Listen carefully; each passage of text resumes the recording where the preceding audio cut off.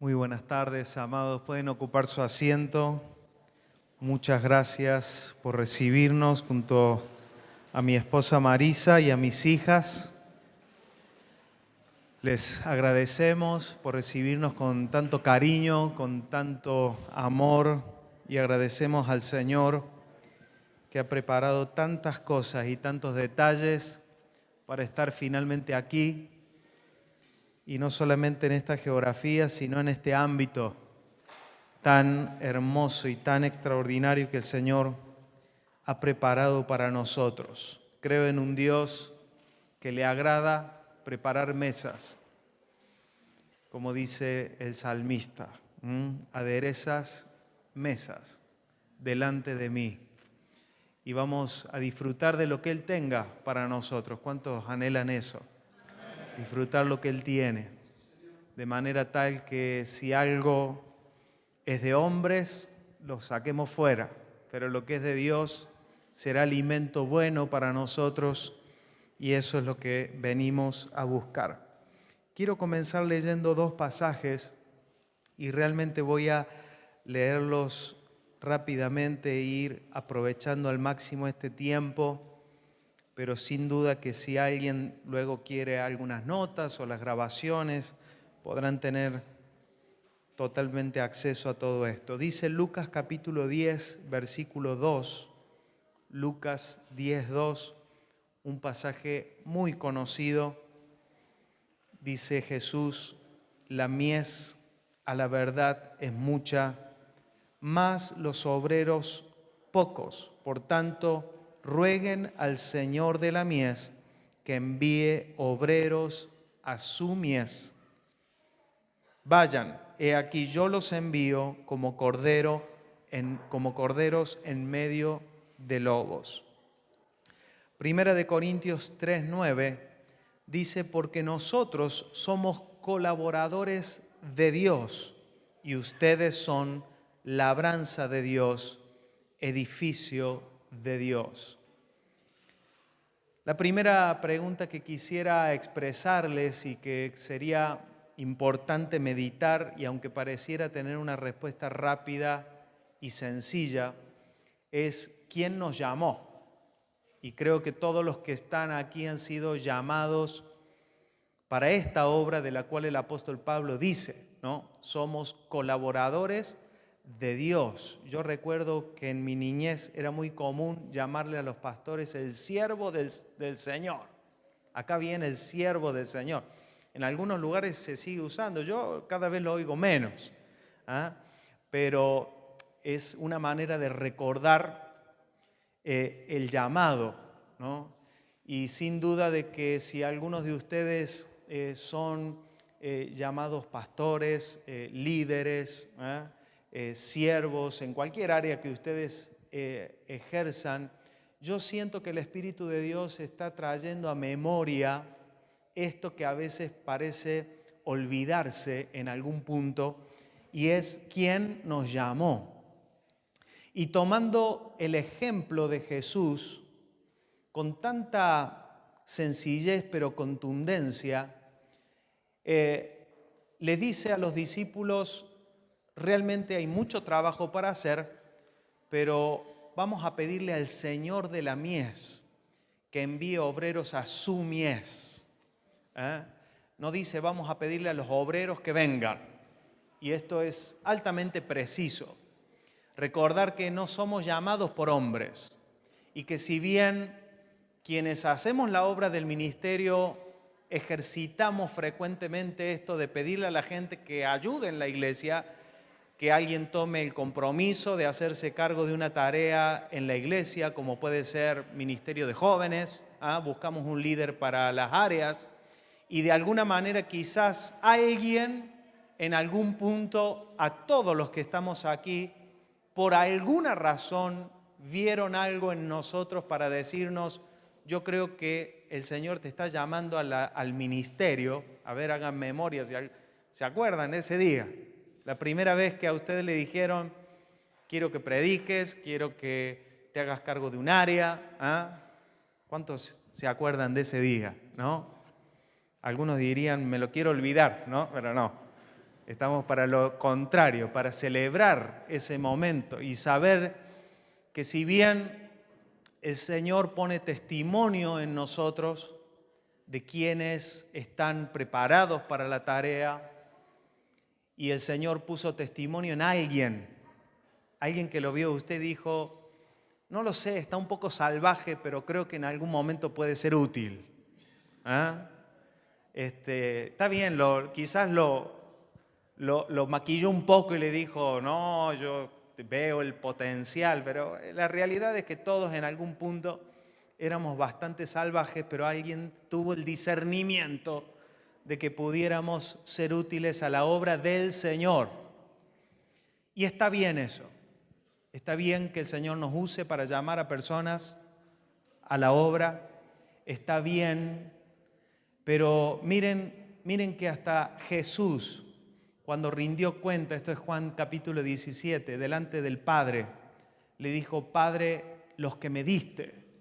Ni siquiera dijo los que yo llamé, ni los que yo elegí para que sean mis discípulos. No, dijo los que me diste. Qué importante es recordar quién nos llamó. Porque recordar quién nos llamó nos va a traer a memoria qué esperanza debemos suplir, qué expectativa debe gobernar ese llamado. Y a veces tenemos este asunto en nuestra generación, que en el hacer iglesia servimos a las personas. Las servimos en amor, nos preparamos, les enseñamos, les predicamos.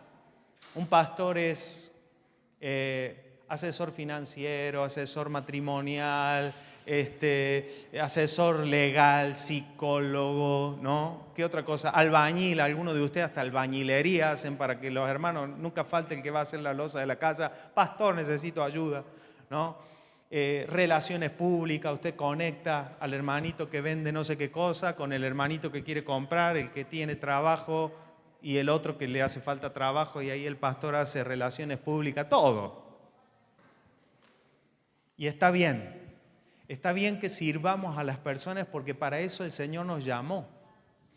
Pero no podemos olvidarnos para qué nos llamó y que la única expectativa que debemos suplir como ministros llamados por el Señor es la expectativa del Señor.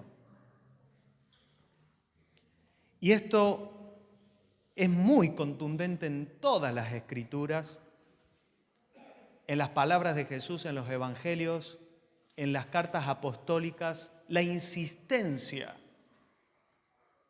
en toda la Escritura de que el evangelio de Dios está principalmente gobernado por las expectativas de Dios, no por la de los hombres. Es decir, que gobierna la iglesia y qué debería de gobernar la obra del ministerio y qué debería de gobernar todas nuestras vidas. No fuimos llamados a las expectativas humanas, sino a las de nuestro Padre Celestial.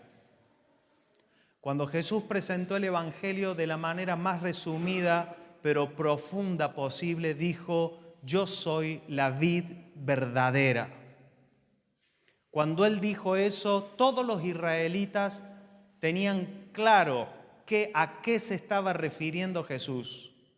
Porque ellos tenían a Isaías, cuando el Señor les presentó a través de Isaías el cantar del amado a su viña. El cantar, que decía que Israel era la viña del Señor, pero Isaías anunció todas las desgracias que vendrían para Israel por causa de que el Señor de esta viña no había recibido el fruto que esperaba recibir. Y que el destino que Israel tendría era solamente por una razón. Y era que la expectativa, esto es Isaías capítulo 5, que la expectativa de Dios no estaba siendo suplida por Israel. Entonces Él va a decir, miren lo que yo voy a hacer con mi viña. Esta viña que yo despedregué va a ser pisoteada. Esta viña que yo le hice cerco, el cerco será derribado. Esta viña que yo le edifiqué un lagar, el lagar será destruido. Esta viña que le puse vides escogidas, será destruida por completo, y en esa desolación, de la cual ya había sido anunciada, porque si vemos Israel en los tiempos de Jesús, era la desolación total. Los religiosos aliados con el imperio que los sometía, la ausencia total de palabra profética, el templo era un negocio más humano, no había temor del Señor. Cuando se levantaba alguna persona que pudiera tener una voz de esperanza, en realidad era perseguida, muerta, como lo fue Juan el Bautista. De esa desolación había sido anunciado Cristo Jesús diciendo: raíz de tierra seca, varón experimentado en quebranto. Y él dice, se levanta y dice: yo soy la vid verdadera y mi Padre es el labrador. Él está declarando de manera contundente y clara de que todo lo que él venía a hacer en la tierra era suplir la esperanza de su Padre. Y les va a proponer un negocio. Ustedes sean en mí pámpanos. Y si son pámpanos que están pegados a la vid, darán un fruto que mi Padre espera.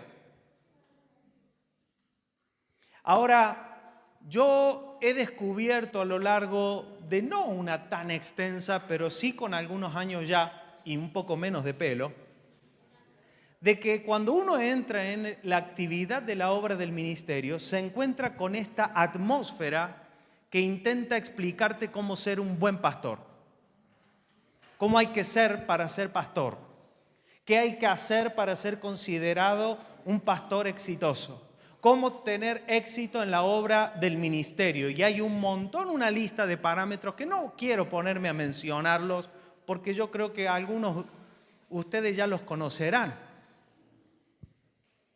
Pero se mide la obra del ministerio con parámetros que no están en el llamado de Dios. No están. Yo los busco y no están. Y no solamente no están en las Escrituras, sino que el día del Señor, cuando seremos reconocidos por la tarea a la cual fuimos llamados, hay cosas que no serán reconocidas delante de Él, pero hay otras que sí. Hay cosas que serán totalmente irrelevantes en el día del Señor. O sea, por ejemplo, el Señor no me va a reconocer a mí por si escribí libros o no los escribí, cuántas veces prediqué o no prediqué. No voy a ser reconocido por cuántos platos de comida repartí. Y no estoy diciendo que no haya que hacer estas cosas, hay que hacerlas. No nos cansemos de hacer el bien, pero yo lo que estoy preguntando es, en el llamado del Señor, ¿qué cosas van a ser relevantes? Mire, supongamos que yo tengo un negocio y pongo un empleado. No sé si alguno de los que está aquí tienen algún negocio y tiene empleados o ha tenido alguna vez. Pero usted dice, bueno, me quiero ir unos días a Córdoba, vayan a la Sierra de Córdoba, auspicia este momento. Provincia de Córdoba. Me voy a Córdoba, me voy a despejar un poco. Voy a buscar algún paisaje lindo, no sé para qué, porque con los que tienen acá, no se vayan a ningún lado que no inmejorables. Y usted se va y deja a su empleado. Y cuando vuelve, así como llegando a Bariloche, lo atajan algunos clientes suyos. Y le dice, qué tremendo empleado que tenés. O el mejor empleado que he visto en la vida. Y usted se empieza, qué lindo, ¿no? Y otro lo encuentra ahí en el semáforo. Tremendo tu empleado, ¿eh? Impresionante. Qué tremendo. Nunca me he sentido tan bien. Voy todos los días a tu negocio. Aunque no tenga que comprar nada, lo mismo voy. Y usted dice, ¡ay, qué lindo! Y ya se empieza a alegrar, ¿no es cierto? Cuando va llegando a su negocio, lleno de gente, lleno. Y usted dice, wow, esto está bueno, me voy de nuevo. Te empieza a pensar, me voy, mejor no llego, mejor no vuelvo, de tan bien que va esto. Lleno de gente. Y usted llega y todos los clientes contentos, alegres, le dan gracias a usted. ¿Ah? Pero cuando va a ver la caja, 0 pesos. ¿Qué pasó? Y ahí su empleado le empieza a explicar. Lo que pasa es que para mí, y acá empieza su doctrina, la doctrina del empleado. Para mí, la satisfacción del cliente es lo primero, ¿sí o no? Sí. Servicio al cliente, para mí es número 1, servicio al cliente, la satisfacción del cliente. Entonces les hago un descuento del 90% a todos los clientes. ¿Entiendes? Es más, cuando un cliente viene, me dice, ¿me podés cuidar mi hijo esta noche? Yo voy y le cuido el hijo. Y cuando estaciono, voy y le lavo los autos a los clientes, les voy y les cocino, todo hago por el cliente porque la satisfacción del cliente, usted sabe, por eso estamos tan exitosos, oh jefe mío. Claro, pero usted va después, tiene el banco en cero, le debe a todos los proveedores, o sea, lo único que resta por hacer es cerrar el negocio. Pero claro, su cliente le dice a usted, es que yo no soy el administrador, yo soy acá empleado. ¿Qué pasó acá? Quizás él, en su manera de entender, está siendo perfectamente exitoso en lo que él cree que tiene que ser exitoso, pero en la realidad, en el panorama general, la cosa no es como está pensando.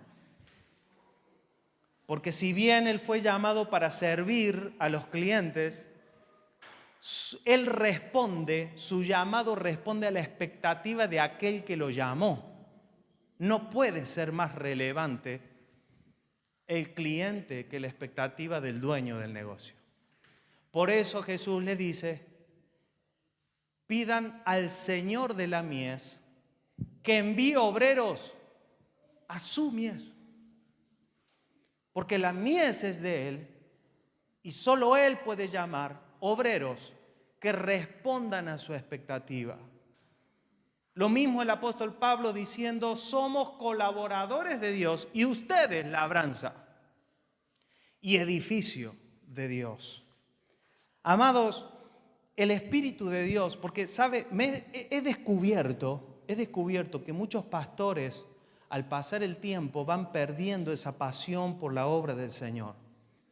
Se cansan, se agotan, algunos llegan hasta niveles de fastidio, de enojo, de decepción, niveles de decepción, de esta falta de pasión por hacer la obra a la que fueron llamados. Se llegan a veces a ciertos puntos donde la ingratitud de las personas logra afectar el corazón. Personas a las que se les entregan años de vida. He oído a pastores decirme, yo a esta persona, para atenderla, para servirla, para ayudarla, le quité horas a mis hijos. Y miren cómo me devuelven el tiempo. Mejor me hubiera sido haberme buscado un trabajo y haber pasado más tiempo con mis hijos que haber aceptado esta locura del ministerio. Quizás no haya ninguno acá, no importa. No hace falta llegar a esos niveles extremos. Pero sí podemos identificar este síndrome que se da en nuestra generación. ¿Qué pasa cuando nos olvidamos quién nos llamó? Nos concentramos tanto en la satisfacción de aquellos que asisten a nuestras congregaciones, que no está mal. ¿Debemos ocuparnos de las personas? Sí. ¿Debemos servir a las personas? Sí. ¿Debemos cuidar a las personas? Sí. Amarlas de manera sin requisitos, ¿ah? Sin buscar algo a cambio, amarlos con gracia, tener gracia con ellos, prepararnos, hacer todo lo que hay que hacer. pero no podemos olvidarnos quién nos llamó y que la expectativa que nosotros fuimos llamados a suplir es la de nuestro Padre Celestial. Él es el Señor de la mies. Si eso pasa y si en verdad recuperamos, también viene con esta claridad las fuerzas. Porque es Él el que nos da las fuerzas, es Él el que nos da las herramientas, es Él el que nos da el alimento, el sustento. Si usted, amado, está vivo hoy, es por el Señor, ¿sí o no? Estamos vivos. Y si la fe está intacta, es gracia del Señor. Y si además la obra del ministerio sigue adelante, es por la gracia del Señor y por la obra de su Espíritu. Y aquí estamos delante del Señor, listos para seguir y para continuar por su gracia. Pero si yo me aferro y digo, esta obra es mía, este es mi llamado y yo voy a llamar a mi gente y mi obra, entonces el Señor dice, bueno, hazlo con tus fuerzas, hazlo con tus recursos, hazlo con tus maneras. Pero cuando reconocemos con esta sencillez con la que vimos a Jesús, Padre, lo que me diste, yo soy tu vid. Con la sencillez en la que el apóstol Pablo le dice a la iglesia, y aunque en alguna ocasión él tiene que defender y decir, señores, yo soy apóstol de Jesucristo, y en alguna ocasión hasta exhortar a las iglesias que con mucha liviandad dejaban entrar a los falsos maestros, pero se resistían a la palabra de aquel que les había enseñado el evangelio, no deja de reconocer, ustedes son labranza de Dios, le pertenecen a Él. Y mi gloria, y vamos a ver cuánto esto era relevante para el apóstol Pablo. Juan capítulo 15, verso 8 dice, en esto es glorificado mi Padre, en que lleven mucho fruto y sean así mis discípulos. Es decir, el fruto define al discípulo. Porque Él los llama discípulos, pero le dice, si quieren ser discípulos, debe haber fruto. Si no hay fruto, no hay discípulo. Entonces, lleven mucho fruto y entonces ya no es que yo los llamo discípulos para que sean, sino que el Señor los llama, el Padre dice, acá hay un discípulo, porque hay fruto. Y en esto es glorificado mi Padre. De manera tal que está clara cuál es la forma de adoración que Dios espera de su iglesia. Que no es verbal. No es verbal ni declarativa, ni cantando, ni escribiendo poemas. Es dando fruto.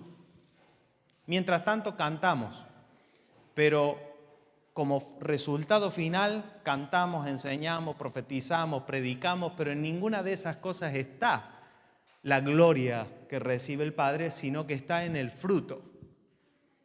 Y dice, como el Padre me ha amado, así también yo les he amado, permanezcan en mi amor. Si guardan mis mandamientos, van a permanecer en mi amor, así como yo he guardado los mandamientos de mi Padre y permanezco en su amor. Estas cosas les he hablado para que mi gozo esté en ustedes y su gozo sea cumplido. Este es mi mandamiento, que se amen unos a otros como yo los he amado. Vemos la pasión de Jesús clara y concreta. Luego anoten estos pasajes, aquellos que están anotando, y veo que lo están haciendo diligentemente. Lean Isaías capítulo 5 y todo Juan capítulo 15 y van a ver que el enfoque de los apóstoles de Jesús y de los profetas estaba puesto en la esperanza. Por eso en Efesios el apóstol Pablo le dice a los efesios la importancia, les expresa la importancia de que sus ojos sean abiertos, de que ellos reciban espíritu de sabiduría y de revelación para conocer cuál es la esperanza a la que ellos fueron llamados. Porque si yo llamo a alguien y no le digo cuál es la esperanza a la cual fueron llamados, esto es como yo, cuando mi mamá me llamaba cuando era chica, Abel, vení, y yo iba. ¿no? ¿Podés ir al almacén? Y yo me iba al almacén, pero no había escuchado qué había que comprar, pero así era de atolondrado. Y ahí iba yo. Cuando llegaba allá, ¿qué quiere? No sé, ya vengo. ¿No? Entonces te llamé, pero no escuchaste, ¿para qué? Trae leche, Abel. Y me iba. Bueno, son 5 pesos. Uy, me olvidé de pedir la plata. Ahí vengo. Y 5 viajes para traer una leche, ¿me explico? O sea, entonces el apóstol Pablo dice, no. Ustedes fueron llamados, pero deben oír cuál es la esperanza a la cual fueron llamados. Porque si no oímos cuál es la esperanza, caemos en un grave peligro que es ser gobernados por las esperanzas humanas. Porque cuando no está la esperanza a la cual fuimos llamados, todo el mundo nos traerá sus propias expectativas. Y ahí entra el pastor Superman. ¿Cuál es el pastor Superman? El que quiere satisfacer todas las expectativas de todo el mundo. Entonces está el hermanito que dice, pastor, tenemos que hacer muchas actividades en la iglesia, todos los días tener algo. Entonces ahí el pastor, para satisfacer a ese hermanito que le gusta tener muchas actividades, después él no hace nada, pero le encanta que en la iglesia haya muchas cosas. Entonces, no, porque yo veo, pastor, una iglesia que está activa, que tiene actividad para niños, para adolescentes, prejuveniles, post-prejuvenil, ¿ah?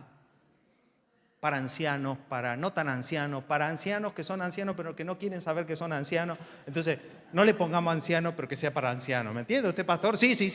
Entonces usted tiene que estar haciendo acá una actividad allá, una allá, una. Después ese que le dio la idea no quiere colaborar en nada, pero no importa. Pues ya usted lo está haciendo en su iglesia. Está el hermano que, no, pero pastor, ese que usted puso a servir, tenga cuidado porque yo cada vez que viene a la iglesia le veo que tiene el auto sucio. No, eso no es digno de alguien que sirve en la iglesia. Y si usted se pone demasiado exquisito con los requisitos, ya parece otro, no, pero pastor, tenemos que tener gracia con los hermanos porque si usted los pone como que los fogonea, ¿me entiende? Los fogonea para que vivan en más santidad, pero si usted no los pone, no les pone el compromiso, entonces hay que poner a la gente aunque no tenga nada resuelto, entonces ahí está. Y usted va haciendo, va poniendo un poco acá, lo va sacando, lo pone, lo saca, lo mueve para acá, lo manda para allá, lo manda de misionero para que nadie lo vea. No sabe qué hacer, ya no sabe qué hacer. Entonces ahí está. Pastor, usted me recomienda a alguien para que trabaje en mi empresa, que me está haciendo falta un empleo. Y ya usted empieza a pensar, porque si usted tiene más de 10 años pastoreando, seguro que ya le ha pasado que usted recomendó a un empleado que después fue un desastre. Y ahí le viene el hermanito. Pastor, usted me recomendó trabajar en la empresa de fulano de tal, pero no, mire lo que me paga. En un país como el nuestro, hace 5 meses que no me actualiza el sueldo, con la inflación que hay. Y allá viene el empleador. Sí, pero el hermanito que me mandaste se me roba las herramientas, me está armando un negocio al lado. Conclusión, se van. Los dos, para colmo, se van. Por lo menos que se quede el que pone el diezmo, ¿o no? O sea, no, se van los dos. Entonces, ¿por qué? Porque ahí está a flor de piel la expectativa de la gente de que seamos el pastor que la gente quiere que tengamos.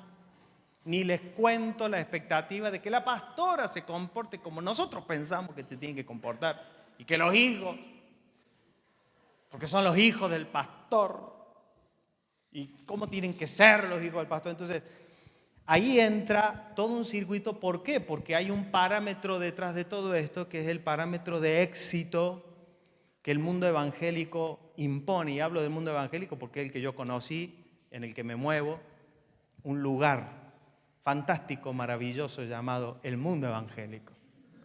En el mundo evangélico, era así una vez, porque eso hay que presentarlo así, como abrir una tapa. En el mundo evangélico, Parece ser que para ser un pastor exitoso tienen que venir mucha gente a las reuniones, estar, entonces crecer y muchas cosas que yo me he encontrado que no tienen que ver con la esperanza a la cual fuimos llamados. Porque si el llamado es genuino y la fe es no fingida, estas dos cosas conectan indefectiblemente con la esperanza a la cual fuimos llamados. Encajan perfecto.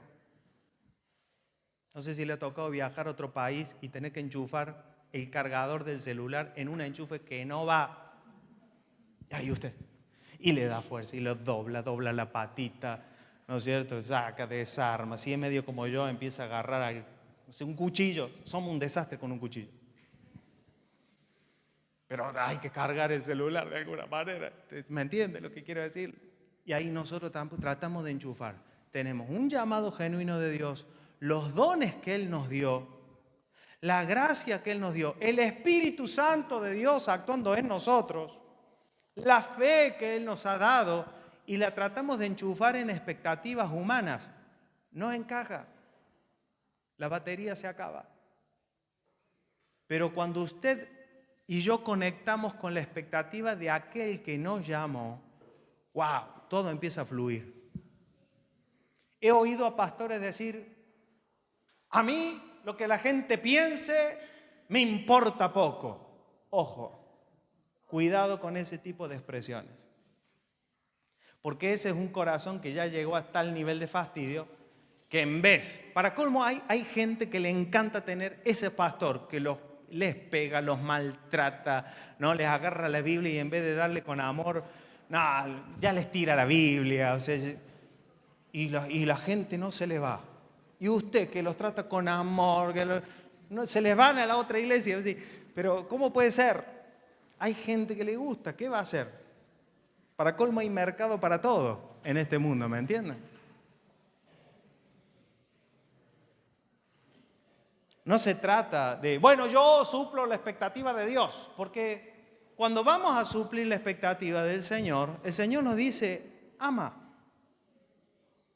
No te va a decir, bueno, haz la tuya y déjalos ahí que se mueran. No, dale de comer. ¿Qué tiene? ¿Frío? Abrígalo. ¿Tiene hambre? Dale de comer. ¿Está en desesperanza? Háblale una palabra de esperanza. Pero el punto no está en que lo que hacemos va en contra de lo que la gente quiere. El punto es qué esperanza gobierna el llamado de Dios. ¿Cuál es la esperanza que nosotros tenemos que suplir?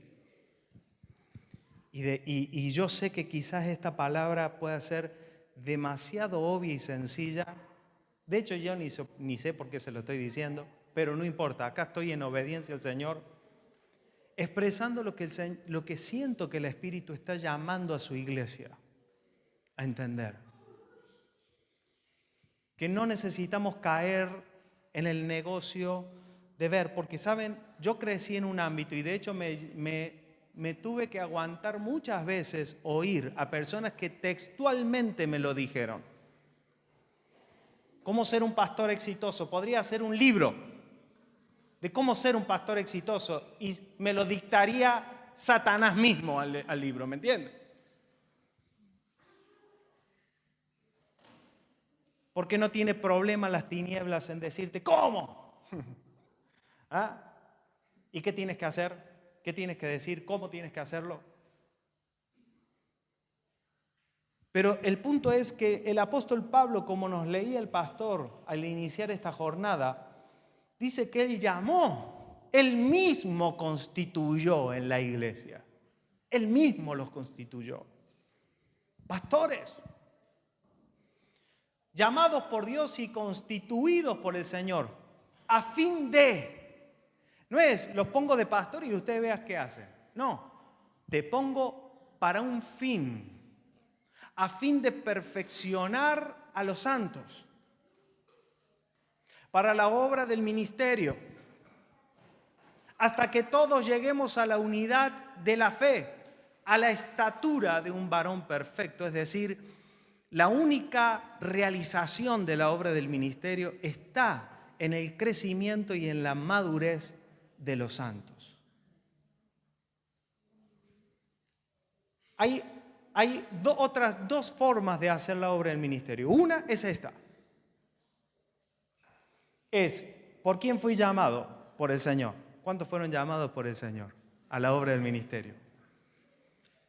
¿Para qué esperanza? Para la de Él. ¿Qué procuro lograr en la tarea? Ver la medida de Cristo en los santos, la estatura. Cuando decimos la medida, vemos la estatura. Y para colmo es la estatura de un varón perfecto, o sea, no es de muchos.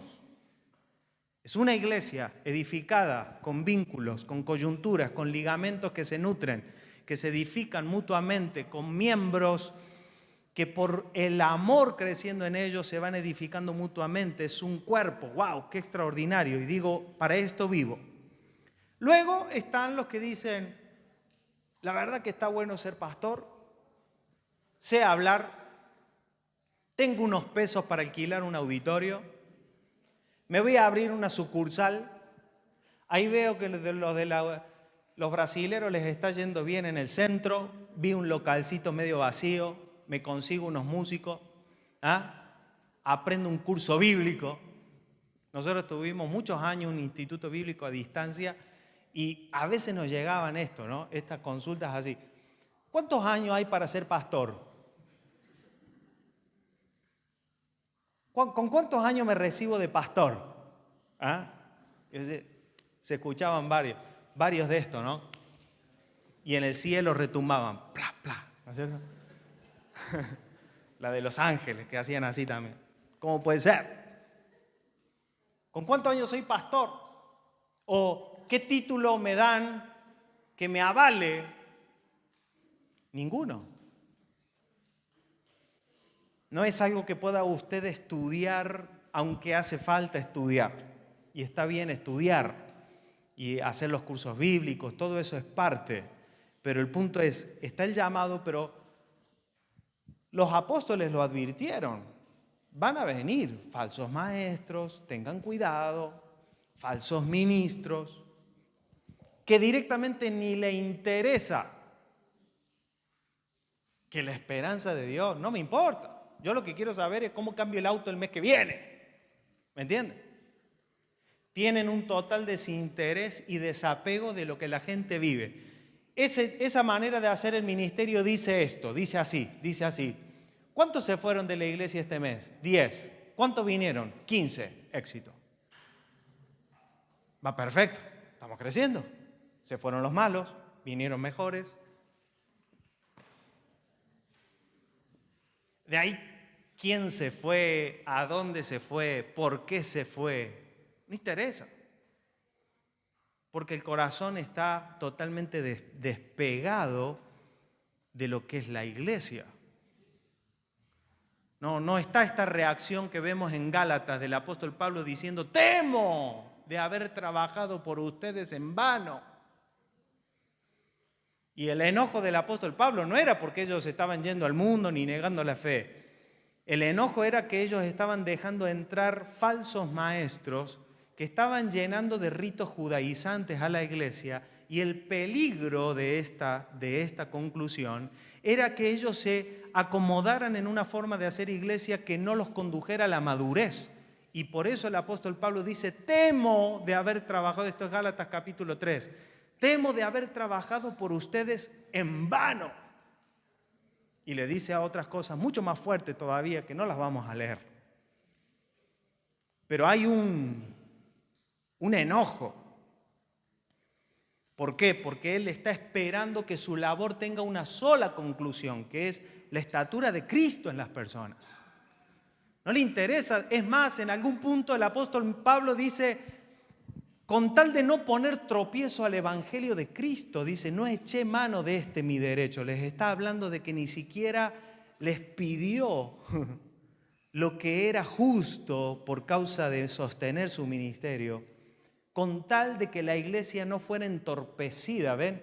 O sea, vemos el corazón de un apóstol cuya única pasión era ver la iglesia expresada en la estatura, porque para eso fuimos llamados, no para otra cosa. Y nosotros organizativamente podemos tener un montón de nombres. El otro día me preguntó un hermano, ¿y por qué en esta iglesia le llaman obispos, en otra iglesia le llaman pastores? Pongamos todos los nombres que pudiéramos poner. No hay problema. Pastor, pastora, evangelista, evangelisto, no sé por qué. Ya cada vez hay que buscarle todos los nombres, ¿no es cierto? Evangelista va a aparecer por ahí alguno, ¿no es cierto? Por si acaso, que no se ofenda a nadie. Profeta, no lo sé. Obispo. Los tenemos. La Biblia es una fuente de nombres. Presbítero, ¿qué más? Tírenme un centro por ahí, venga. Diácono, no diablócono, esos son otras cosas. ¿Ah? Diáconos, diaconisas, ancianos, todo. Y después los que inventamos nosotros, ¿no es cierto? Y ahí tenemos creatividad para rato, ¿no es cierto? Ministros de la palabra en la música, o músicos. ¿Ah? Todo, tenemos todos los... Ahora, debemos saber que delante del Señor el llamado es uno solo, porque el fin es uno solo. Es decir, de hecho yo soy músico y dediqué muchos años en la iglesia a tocar un instrumento. No es que el Señor diga, a ver, ¿qué sabes tocar, Abel? Toco el saxo, y Dios diga, justo estoy necesitando a alguien que llene el cielo con sonidos de saxofonista. No. Seguro hay un ángel que saca mejores ruidos que los que yo sacaba con ese instrumento. Le aseguro. Porque el único llamado del Señor dice, Abel, ¿qué tocas? ¿El saxo? Bueno, mostrame cómo tocando el saxo, alguien que está a tu lado crece en el conocimiento de la verdad y logra expresar el fruto del Espíritu. Si me lo logras demostrar, te contrato. En todo, ¿eh? ¿Y qué hace el hermanito que lo llamamos con el ministerio de santidad y pureza de pisos de la iglesia? El que limpia, ¿no es cierto? Hermano, asegurémonos que mientras va limpiando, mínimamente se amen entre ellos, que no haya enemistades, que crezcan, que ya que estamos limpiando, si pasa uno, no le tires con el balde, porque el coso, no. Me explico lo que quiero decir. O sea, no, con tal de que el piso esté limpio, está todo bien. Sí, pero no. No, porque si yo tengo un hermano en la iglesia que no está creciendo en la medida de Cristo, no expresa el amor del Señor, lo que tengo es, como dijo Jesús, un pámpano improductivo. Y no hay otra medida en la obra del ministerio que esta.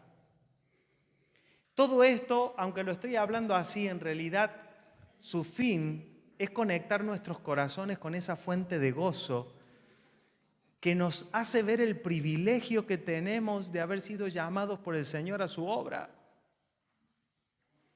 ¡Qué enorme privilegio!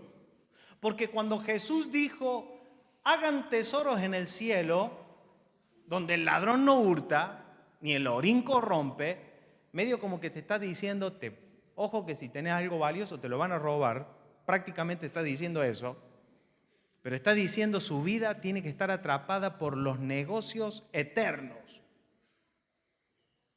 por las cosas eternas, vivan por ellas, trabajen por ellas. Eso lo puede hacer todo. Hoy recibe el Señor una persona, declara a Jesucristo como Salvador de su vida, hoy esa persona ya tiene acceso a los negocios del Padre. ¿Cuántos están de acuerdo conmigo? ¿Cómo? Amando a los demás, sirviendo, procurando el conocimiento del Señor. Pero en el momento en que el Señor nos llamó a nosotros, es como darnos una credencial para estar metidos de lleno en los negocios del Padre. Y cuando nosotros obramos para llevar y conducir a la iglesia a la madurez. Esto puede sonar egoísta, pero no lo es. Cuando lo hacemos porque estamos apasionados por esa recompensa que nos espera. Y yo sé que nuestras almas a veces se olvidan de estas cosas y se atraen por otras, cosas naturales, terrenales. Pero yo debo decir que en el espíritu, lo único que sostiene una persona a lo largo del tiempo en la obra del ministerio es la pasión por entender que hay una recompensa aguardando en los cielos. Y esa recompensa no es, bueno, el Señor sabe. No. Tengo que responder a la esperanza de aquel que me llamó. No es, yo he oído este tipo de expresiones de pastores y alguna vez hasta la debo haber dicho. ¡Buah! El Señor sabe.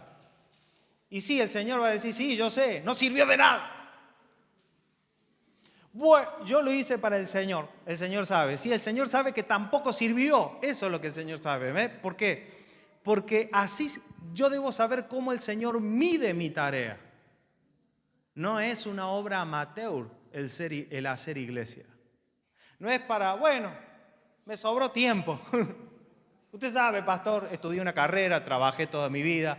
Ahora que me jubilé, no sé si alguna vez le llegó una propuesta como esa. Ahora que estoy jubilado y ya no tengo más nada para hacer, quiero servir al Señor. No es así, no funciona así. La obra del ministerio es una obra profesional, como el Señor, como los apóstoles hablaban, así como un militar se dispone a hacer la guerra, como un labrador que se dispone a labrar. Imagínense a alguien que va a tener un campo y lo quiere hacer productivo. Hoy salgo y siembro. Mañana, bueno, vamos a ver si me da gana. No, el labrador dice, ¿qué salió hoy? ¿Salieron yuyos? Hay que sacarlo. ¿Qué pasó hoy? ¿Llovió? ¿No llovió? ¿Cayó la helada? A cubrir. ¿Has visto esos campos donde empiezan a prender fuego con tal de que la helada no arruine la cosecha? Él no piensa, yo al final para esto no me puse de labrador, yo para esto, si viene helada, no importa. El fruto es el fruto. El resultado es el resultado. Por eso dice Filipenses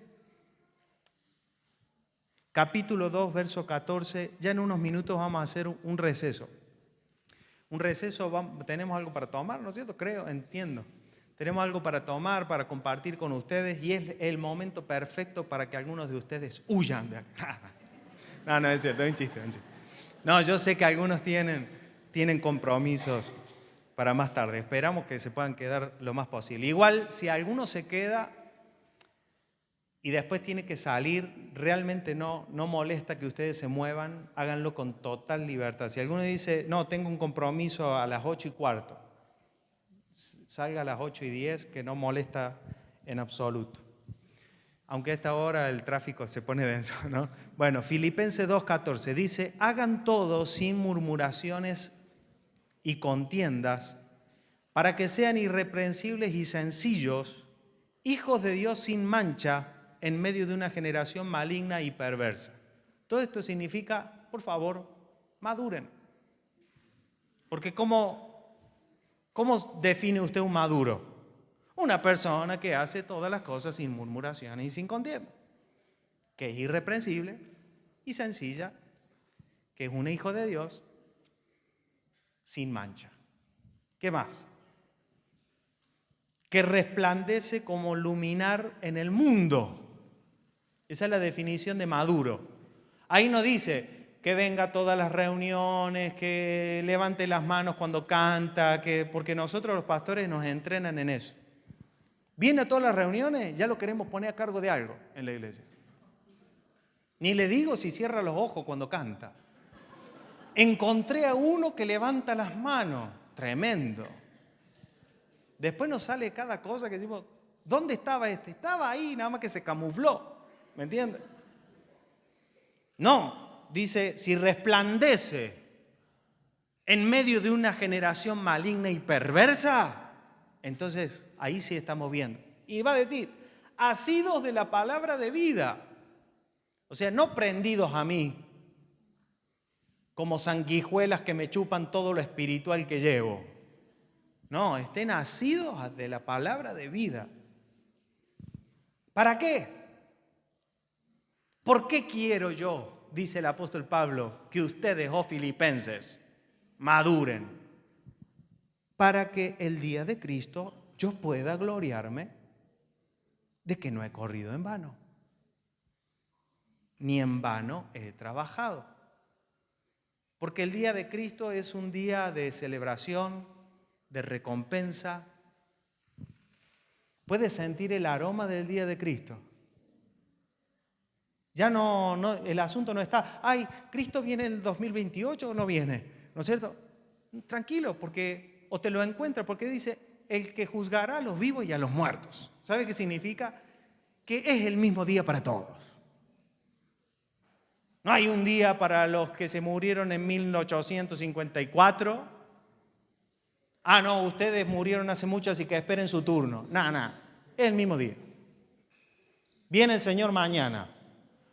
O no sé, te mueres con 95 años, es lo mismo, es el día de, diga conmigo, el día de Cristo. El apóstol Pablo dice, si ustedes no viven mientras están en la tierra, asidos de la palabra de vida, si mientras están en esta tierra no expresan a Cristo en sus vidas, el día de Cristo no voy a poder gloriarme. ¿No le suena un poquito egoísta? No tiene pelos en la lengua del apóstol Pablo para decirle, señores, la única razón de mi gloria el día de Cristo es que ustedes alcancen la madurez. No va a haber medidas tales como ¿cuántos miembros tenía tu iglesia? No, esas son charlas para pastores que... y usted, pastor, ¿cuántos miembros tiene su iglesia? Como si mientras más gente va a un auditorio, usted tiene más autoridad espiritual que otros. El Señor dijo, Padre, ¿cuántos eran? 12 menos 1, ¿no es cierto? Uno tenía que perderlo, listo, cuentas perfectas. Los que me diste, ninguno se perdió. Está bien, esto no es excusa, yo ya sé, es porque el pastor tiene una iglesia pequeña. No, tranquilo, es bueno. Busquemos que muchos sean salvos y que muchos lleguen al conocimiento del Señor. Estoy hablando de la medida. Estoy hablando de qué hace efectivo el llamado del Señor. ¿Para qué? Para que nuestra pasión esté depositada en lo correcto. Pastor, te toca alquilar un auditorio más grande porque no te entra la gente en la iglesia. Gloria al Señor, porque Él es el que añade a los que han de ser salvos. Gloria al Señor. Pero no te dejes distraer, porque lo que gobierna nuestras vidas no es este día, es el día de Cristo. Eso es lo que gobierna todo nuestro llamado. Por eso el apóstol Pablo en todas sus cartas insiste una y otra vez, ustedes son mi gloria, a fin de perfeccionar a los santos, hasta que todos lleguemos a la estatura. Mire, Primera de Tesalonicenses 3. Vamos a elegir de varias cartas para que usted vea que el apóstol Pablo tenía esto como un asunto central en su vida. Si usted quiere entender la doctrina de los apóstoles, usted tiene que ver no la literalidad de la carta, sino lo que permea a través de las cartas, lo que da a conocer el corazón de los apóstoles. ¿Qué gobernaba sus días, sus acciones? ¿Por qué estaban dispuestos a ser perseguidos hasta lo último con tal de hacer? Por eso el apóstol Pablo dice, de esta manera corro, de esta manera. Y les va a decir, corran de tal manera que lo obtengan. Es decir, hay una meta que debe apasionar nuestras vidas en el llamado y debemos nosotros vivirlo y de alguna manera transmitir que ese evangelio que a nosotros nos apasiona apasione a otros.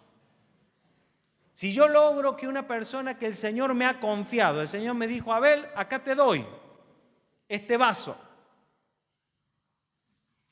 nada más que es de barro, acá te lo doy, colabora. Como colaborador me llama el Señor, porque en realidad la obra la hace el Espíritu, Él es el que conduce a la verdad, Él ha hecho la obra en la cruz, o sea, toda la tarea está hecha, nada más que me dice, Abel, vení, colabora.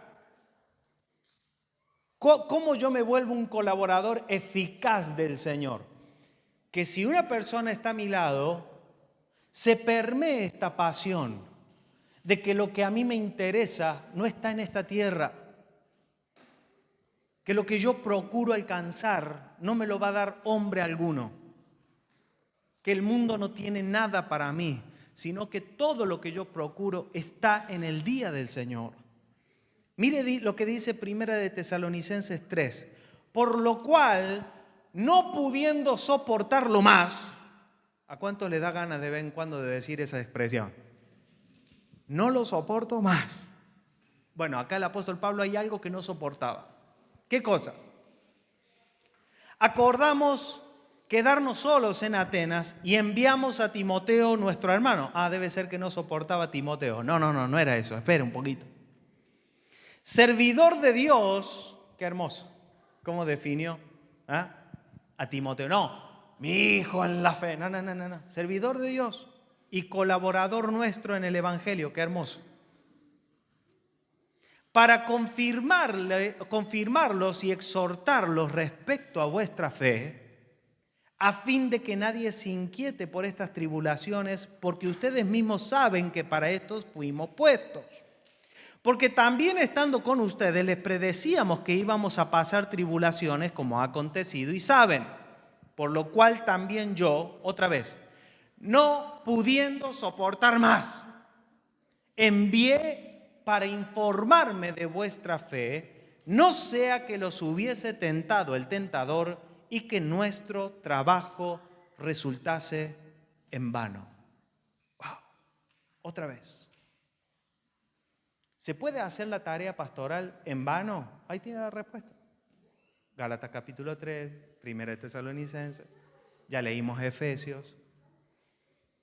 Usted y yo podríamos estar haciendo todo lo que estamos haciendo en vano, a menos que por nuestra labor resulte que nuestros hermanos en la fe queden plantados en Cristo, cimentados en Él, expresando el fruto del Espíritu de la vida que les fue otorgada en Cristo, porque esta es nuestra labor, que lo que no se ve sea visto. ¿En qué se parece una labranza y un edificio? Yo le pongo una labranza y le pongo un edificio y le digo, miren, son igualitos, ¿o no? No, son dos cosas diferentes. ¿Pero por qué le dice ustedes son labranza de Dios, edificio de Dios? Porque hay algo que ambas cosas tienen en común, que expresan lo que no se ve. El edificio da a conocer el fundamento que está puesto debajo. ¿Cuál es el fundamento de la iglesia? Cristo. La labranza da a conocer la semilla. ¿Quién es la semilla que fue muerta y plantada? Cristo. Para que nosotros demos a conocer su naturaleza, demos a conocer a través de la iglesia. El apóstol Pablo les dice, señores, no podía soportarlo más. A mí esta expresión me da a conocer el corazón de un apóstol apasionado por la obra del Señor, cuyo corazón late por ver, porque él vio la importancia. Mire, amados, yo no sé cuántas cosas pudieran ser importantes para tu corazón hoy. Lo que sí te aseguro que si hay algo que el día de Cristo no es importante, para usted tampoco lo será en ese día. O sea, ese día, cuando estemos en el día del Señor, todas las cosas que hoy a nosotros nos quitan el sueño, nos enojan, de un momento para el otro, su alma entenderá que eran irrelevantes. Es que acá vino un hermanito de una iglesia que me mandaron de no sé dónde y hizo un estrago en la iglesia, anda hablando mal de mí porque no sé, no le gustó el mensaje. Irrelevante. No, es que no sabes lo que está pasando, que la economía, que... Irrelevante. ¿Qué es relevante en el día de Cristo? ¿Cuánto hemos expresado de Cristo en nuestros días? ¿Cuánto han crecido los santos en la expresión para que nuestro trabajo no resulte en vano? Y aunque estas expresiones parecen tener una connotación, uy, ¿qué pasa si resulta en vano? No. ¿Por qué estamos hablando de estas cosas? Para que nuestro corazón tome ánimo, tome fuerza, para que sepamos. Por eso el apóstol Pablo dice en una de sus cartas: en poco tengo el ser juzgado por ustedes, pero yo tampoco me juzgo, porque aunque en nada tengo mala conciencia, dice el apóstol Pablo, eso tampoco me justifica. Lo que está diciendo es: ¿qué mide nuestras vidas? La medida de nuestra vida no está en las opiniones de personas ni en cómo nosotros nos justifiquemos a nosotros, sino en cuál es el fruto verdadero que se espera en Cristo para el día del Señor. Ese día que no es un día escatológico, es un día que habitamos hoy, siempre y cuando lo que gobierna nuestras vidas. No es qué va a pasar mañana. Y está bien en administración que nos ocupemos en ser cuidadosos, en administración, en mayordomía, pero hay algo que supera todas las cosas y que debe superar todas las cosas, porque créanme que si hay una fuente de ánimo, de fuerzas, de renuevo, de sabiduría en Cristo, de inteligencia, si hay alguien que puede enviar... ¿Cuántos anhelan que el Señor envíe obreros a la tarea que Él les ha asignado? Y si, Señor, me diste toda esta tarea para así, no tengo con quién hacerla. No le pida a los obreros que venga, ve al Señor de la mies. Para esto estamos hoy aquí. Porque aunque estamos teniendo esta conversación, a mí me toca tener el micrófono, a ustedes les toca la silla azul. En realidad, que todo esto sea tomado como una oración al Señor. Y que quizás si alguien hay aquí que tenga este mismo testimonio, podamos pedirle al Señor y mirar.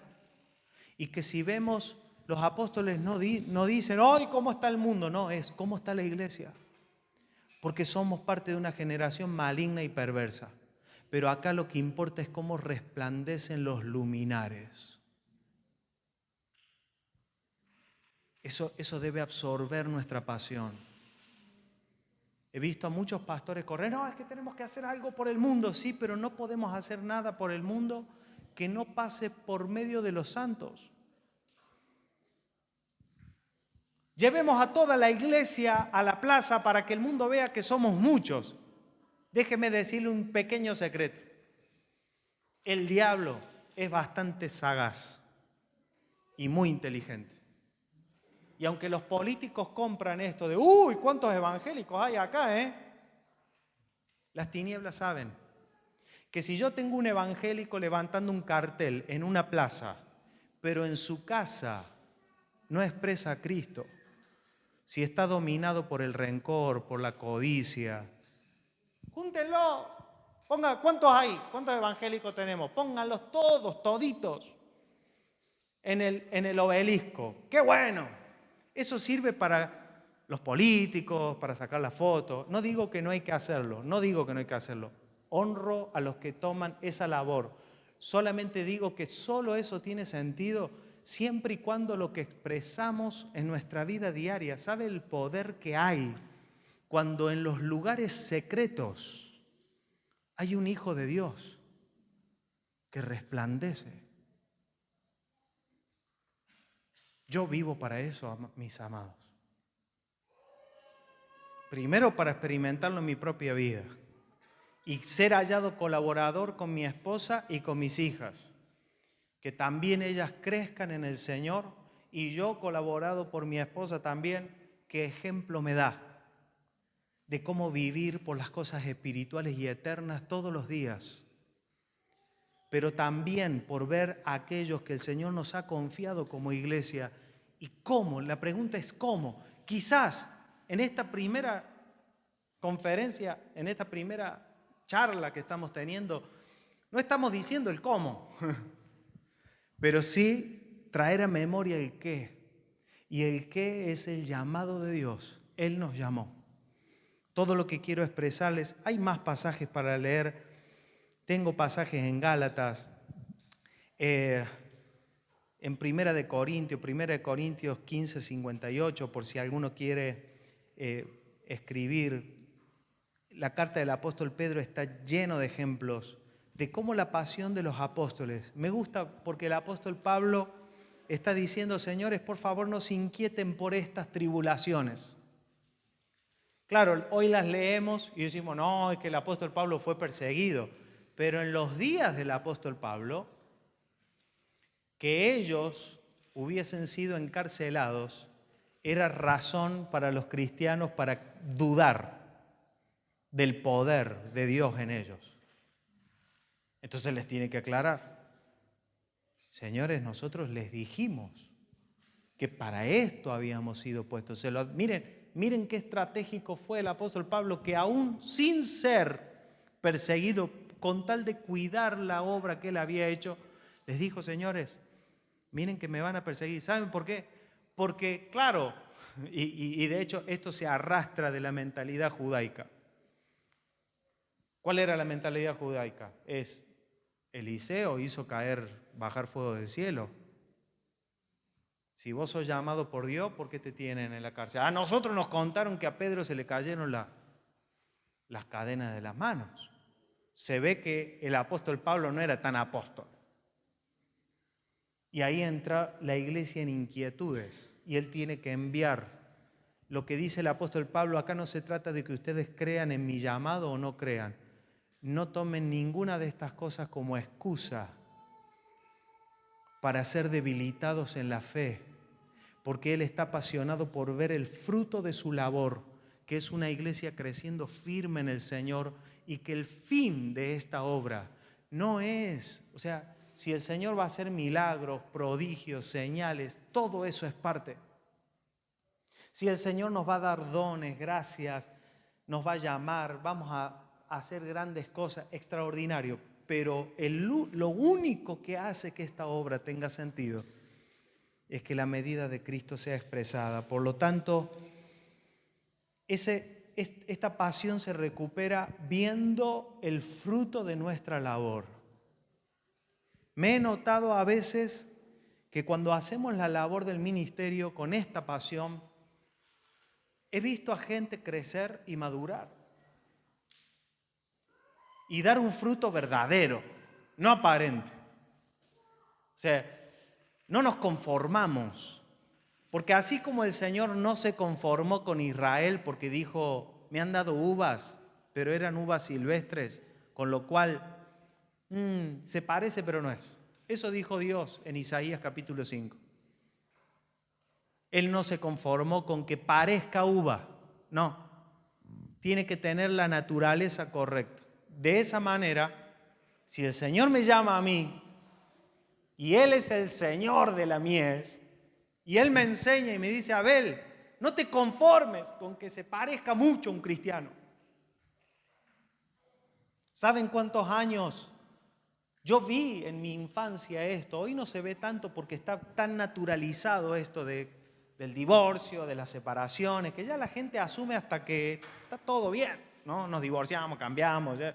Mire, me divorcié de esta que era una incrédula y ahora me casé con una más espiritual. Te lo presentan así como, vamos bien, pastor, vamos bien, ¿no? Pero cuando yo era chico no era así. Era, no se me divorcien porque se nos cae el circo. O sea, esa era la pasión, era péguense en la casa, pero acá por favor pongan cara linda. Usted dice, ¿dónde pasaban esas cosas, pastor? Yo tengo tantas historias para contarle, pero va a ser para otro día, el día para contar las historias, ¿entienden? Pero nos veamos todos lindos y bonitos, ¿vieron? Como los pingüinos de Madagascar, gorditos y bonitos, ¿no? Esa era la foto, para la foto. No. No, para aquellos que fuimos llamados a la mies del Señor, perseguimos el fruto. perseguimos el fruto. Hace poco una persona me llamó para ayudarle en su huerta porque me encantan las huertas. Y bueno, habíamos hecho ya una labor de... Estaban todas las plantas de tomate acumuladas, sufriendo en un pedacito de tierra así. ¿Y por qué no me da tomate si hay 500 plantas en 5 centímetros cuadrados de tierra? No van a dar. Bueno, me llamó después de un mes o no sé, unas semanas adelante. No sabes, está dando tomates. Claro, ya estamos en febrero, medio como que empiece a dar ya porque le queda poco tiempo al tomatito. Bueno, ¿ya está dando tomate? Sí. Bueno, ahora hay que buscar las ramas que no dan tomate y hay que sacarlas. No todas las ramas sirven. Te debilitan la planta. Perseguir. Hay que perseguir el fruto. Hay que verlo, hay que buscarlo. Yo me he encontrado celebrando el fruto del Espíritu en personas que empiezan a buscar la madurez espiritual como lo más importante para sus vidas. No como, bueno, ya que me voy al cielo, vamos a ver si nos portamos un poco mejor en la tierra. No, no. Y tampoco esos que buscan el fruto del Espíritu que se van a comer ellos mismos. Tampoco. Eso tampoco sirve. Tampoco sirve. Es aquellos que han entendido la importancia de ser pámpanos y de dar un fruto que no se comerán ellos, sino que va dirigido al Padre. ¡Wow! ¿Saben lo que es encontrar a uno así? Es tremendo. Y después de que encontraste a uno cuya pasión es encontrar la madurez, ¿sabe lo que es ser pastor de alguien cuya pasión es alcanzar la madurez? Es hermoso, hermanos. No sabe lo que es.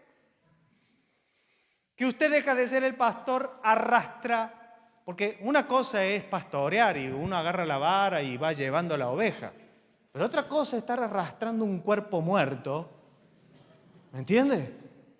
Vení y metiéndole pasto en la boca, ya está muerto, hermano, está muerto, no come porque no tiene hambre, ¿me entiende? Pero encontrarse usted siendo pastor de alguien que, che, ahí está el pasto verde, andá y come. No, se tira por el precipicio. Es horrible ser pastor de alguien que... ¿Dónde está un precipicio para tirarme? No es. Ahí están los pastos. Comé porque estás vivo, porque sabes qué es lo que te hace bien, qué te hace crecer.